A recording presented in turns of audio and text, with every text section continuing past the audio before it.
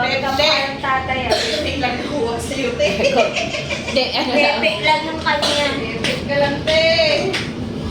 Dahil ano, marami. Pwede mo, te. Oo, Hindi ako natutuwa. Ano nagtatanggol mo yan? Ma-appreciate mo kasi magkanya-kanya. Ay.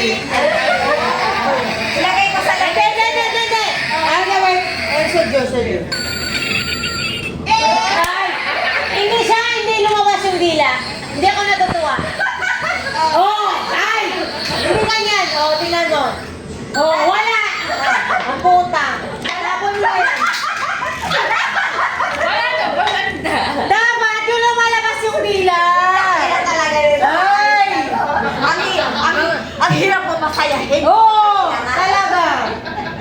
Iba yung kaligayahan ko. Walang mga ganyan. Sujo lang, hindi ka mapatawa.